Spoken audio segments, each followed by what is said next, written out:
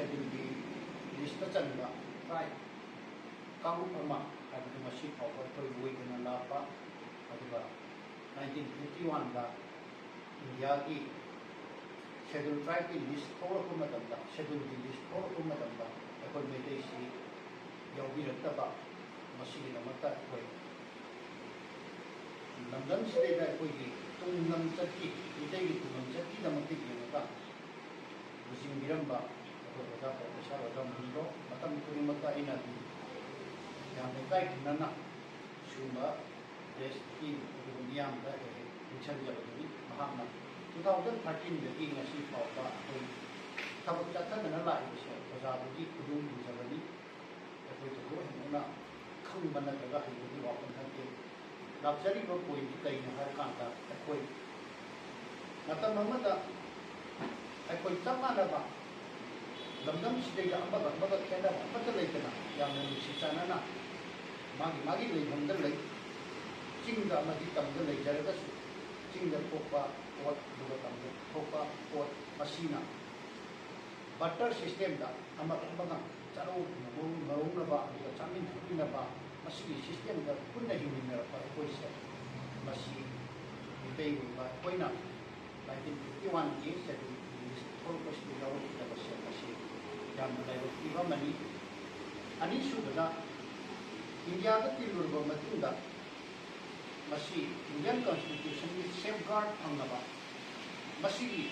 लाकलों फंगबा community मयाम अमना अखोयगी पिखरबा valley की मयून लोंदा लेबा मणिपुर की पाक चावसिगी सन निपान खतंगाइबा चामन मनुंग निपान खत ओइबा मसीगी मफम सिदा लेबा यामना पिकको ग्रुप से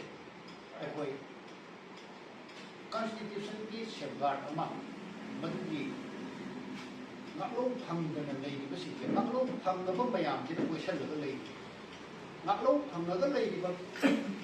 मयाम जे क्वेश्चन लेबा नाकलों फंजद्रिबा अखोयसे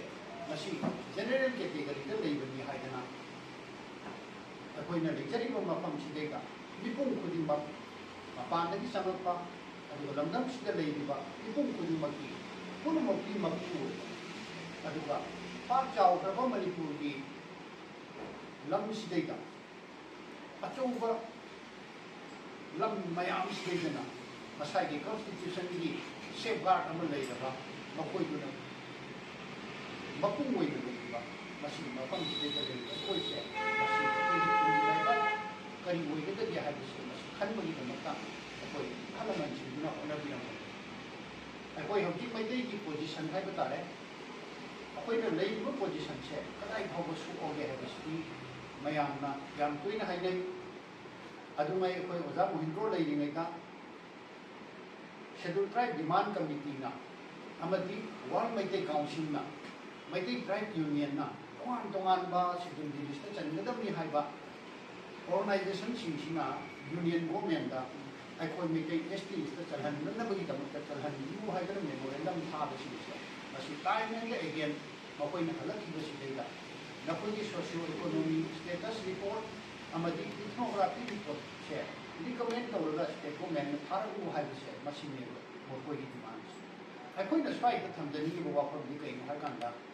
इथनोग्राफी हाइबसिदी अखोयगी लमदम सिदैदा अखोयगी दैसे हरकनी मालेमदा लेनिबा मैदै खुदिमसिंसे मणिपुरदगी हौरिबा हातनी हाइबसे पुवारिनि साखी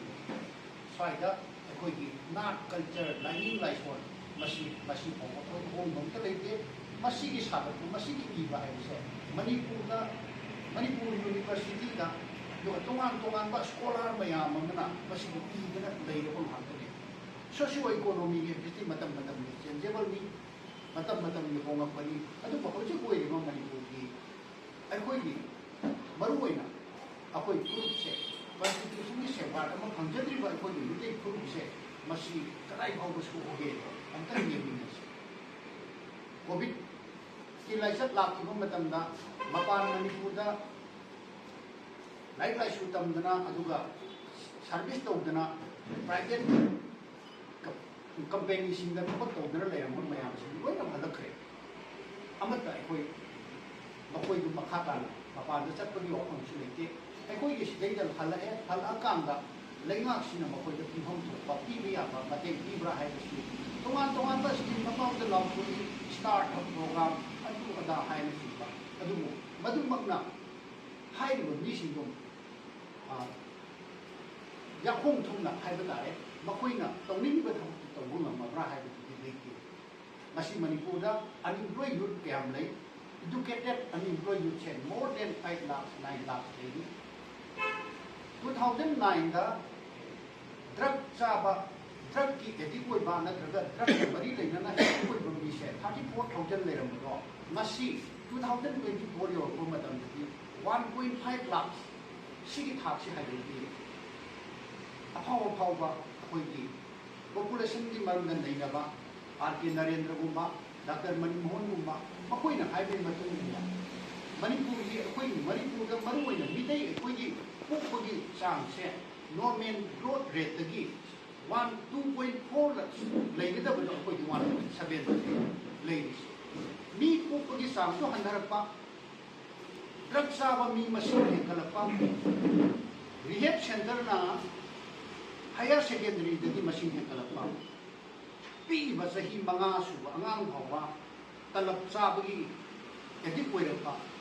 सिगुम मयाम सिंसे मसी येमुरकांदा अखोई मैदै की सोशल इकोनॉमी से कदाइद हाइदरमगदगे से मयाम अमते येंबियो हौगिबा था मरी मंगा की ममांगदा था तरे इपानी ममांगदा लोन लौरुबा अखोई मोरादरेम पेरल संतुपियो अखोई हाइरिबा मखोइने लौरुबा सिंसे अखोई पसा से सिंबा ngамद्रे हाइदना लोन वेप अप तौबियो हाइदना मयाम अम लाउना रखि लोकल चेंग पुथोपन ngамद्रबा लोकल की चेंग सिना अखोई एग्रीकल्चर की मफम सिदे की चाना बसी पुथोपन ngамतदना अयेन चेंग मपानदगी सुपर फाइन पुरपसिंसे मसी फंगनबैदमता कोकाई रुपाई थुनरबो मतम सिदेगा अखोई की सोशो इकोनॉमी कदाइ के फै हाइदो डोमेस्टिक वर्कर कयाम लई सेक्स वर्कर कयाम लई यूथ खरना थबकती तोमिन पैसादी तानिबनिना पैसा ताना बोनरबो मता उखों वाखों खरा हांगबा मता नेशनल हाईवे की नत्र लंबी की मताइदा लेबो उखों मता लेमना लेत्रे हजि सेकेंड हैंड की दुकान मा पुनाय सेकेंड हैंड की दुकान ना वाई चाइरे इसे इकोनॉमी की फबगी फबो फबगी खुदम नते गाड़ी तोंने नंबर 2 की गाड़ी मपानदगी पुसरपा अहोंबा सेकेंड हैंड की गाड़ी हांगा सिगुंबगी थाक सिदेगा लेरिबा अखोई स्टेट सिदेगा मसी मरुइना कॉन्स्टिट्यूशन की से बात हम फंगदन लेरिबा अखोई मिदै से मसी की सोशो इकोनॉमी से टेक्निकल ओइ बयामना यूनिवर्सिटी की एक्सपर्ट सिंगना नतो ओजा सिंगना इकोनॉमिस्ट आउबसिंगना टेक्निकल ओइ बा कनोदा पुथोत्रगसु सोशली अखोई इकोनॉमिकली अखोई से कदाइ भौबो सोथर के हाइबसि मसी के लेंगाक सिनि खंगम थो अदुना लाक्सनी बो वाखम सिकरिनो हारकांदा सिगुंबा इकोनॉमी दस बैकवर्ड ओइरबा मी मसिंग हंदरबा अखोई 2030 40 दगी अखोई हजि लेरिबा पॉपुलेशन की चांग से मसी हंदरपदुन मरम ओइरकांदा 1881 दा 59.16% अखोई मैतेनो मसिंग ओइरमबसे हजि 44% दा हंदरे 2050 दगी अखोई से 25% दा हंदरबने सिगी थाक सिदेगा किनिगाई ओइरबा मसी की मतम सिदेगा अखोइना अखोई की सोशियो इकोनॉमी अमदी इकोनोग्राफी थाबीरगा कॉन्स्टिट्यूशन की सेफगार्ड अमा लौननबा होनहोबा हाइबसे तमाइ मुख फदबनि हाइबसे मसी लेंगाक सिंसिना अनबीगम थोई अदुना लाकदोरिबा ताम 38 दे होगदोरिबा स्टेट असेंबली की सेशन से मसीना ओपोजिशन नो वगैरह रूलिंग दगी वगैरह मयाम लोइनबा उंडरे इकन politician कांगुसी दुगो इंडिविजुअल वे उनबा मागी पॉलिटिकल पार्टी के उनबा मसीदा मैतेने एसटी लिस्ट चन्ननबगी स्टेट सिदेगा नकोई की ओइबा पार्टी की ओइबा नसागी ओइबा स्टेट करिनो हाइना वन बाय वन लोइनबो उनदना लोइनबो हातने मिपुम खुदिमना कंसेंट पीखरबनी मणिपुरदा लेरिबा करंबा ऑफिसरना करंबा ब्यूरोक्रेटना नो एसटी कोई एसटी यानिंगे हाइबसे कनामत लेक्रे अखोई लोइनबोसी यारे हदि खुदम अखोइना मास डिस्कोल कैंपेन अमा याम चाउन तौजखरे मदुदा मियोय लाख मापन मयाना सपोर्ट पीरक्तना मास मिसकोल कैंपेन से पीखर अदुना सिगुम्बा अखोई मखन कयागी खोंथांग तौखरे तौरेबा खोंथांग सिंग सिदैदा तोंगान तोंगान बा पॉलिटिकल पार्टी दा लेबा होजे होजे कांग्रेस की एमपीसीसी की प्रेसिडेंट होइबिरबा के मेघचंद्र लोकेश्वर ममांगी पुखत्खिबा कामुजम रंजित अदुगा ममांग ममांग दसु लेबिरंबा मयामना हंदकता पॉलिटिकल पार्टी की यामना मसक नायबा म ओइरिबा मणिपुरदा शिवसेना की अमतोंबी मान ngरang handa प्रेस मीट अमा तौगी सुमाइना मिपुम खुदिमक्सिना अखोई मेदै एसटी से चंदया के हाइसे नॉट ओनली पॉलिटिकल पार्टी हाइरबो मतम सिदैदा अखोई करिगिदमक्ता अंदकी असेंबली की सेशन सिदैदा मियाम की इंटरेस्टा मियाम की खनबीरगा मणिपुर लेबा मिपुम खुदिमक्सि की खनबीरकांदा अखोई लेबिरिबा तोंगान तोंगान बपुरुक की नागा की ओइरो कुकी की ओइरो मुस्लिम की ओइरो वैते पामनती लेइबा सिंसिना अमत ओइना पॉलिटिकल पार्टी की खेनब लेतना पुन्ना वारेक लोमिनरगा मैते एसटी लिस्ट संफम थो ई हैबसे मसिगी वारेक लोबियु असेंबली द वारेक लोबिरकांदा अथुंबा मतमदा सेंटर द थाबिरगा मैते सु कॉन्स्टिट्यूशन की सेफगार्ड लेरबा कॉन्स्टिट्यूशनल सेफगार्ड लेरबा अदुगुमा कम्युनिटी एम ओइना लेरगदी नॉर्थ ईस्ट द लेबा सक्सु मानबा मंगोलोय एकोई खुदिमक्सिसे मसि अपुनबा यूनिटी एम लेगनी पॉलिटिकल की अपुनबा यूनिटी एम सागतपो ngambay namdam sidayda leiriba generally natraga ST ni haidana area ra bakhari masi so koi punna lokthum minar kanga yamna nungsi sanaba adunba tamamada amaga amaga nungsi sanana arai leita tatok tasi ko leira iminara ba kunsi do ba do halakari hai wafam se masi res misida thamdari loinana loisan garapada aikoi lamdam sidayda lamdam sigi yelho bini haiba lamdam sidagi hauriba lamdam sida leiriba pokiba chauriba ekoina masi saigam badona ekoi lamdam sida leiri kananu hai kanda masagi mayum lejaba masagi yumpham dugi pata paidaba kana gumba amana government facilities ama longdi haiba matamda masagi pata dugi khazana dugi receipt yaudrugati yade haidana government athingba thamakpa natural calamity sama tholakpa matamda lane तादन मांगिबा मतमदा scholarship फंगना मसा मसु सिंगी लाइ scholarship फंगना होनबा मतमदा अफबा school the मिंचना होनबा मतमदा पतागी अदुगा मागी खजना थिबगी receipt यावदगि यादे हाइबगी अथि मगा समजलपसे मसिगी यंबिरगा ओइ अनि खतंग यामना थमोइ सेंगना मैकई ट्राइब यूनियन की माइकई तगी अपील तौजनिंगा सि करिनो हाइबना थ्रू मीडिया प्रिंट अमदि इलेक्ट्रॉनिक्स की अहानबदा मैकई एसटी लिस्ट ननबगी दमकता पुन्ना असेंबली द वारेक लोमिनबा सेंटर द खरतिना थानानो होनबिबा अनि सुबदा पता पाइजद्रिबा लंदम सिकी येलोमी वेरग लेरिबा कोई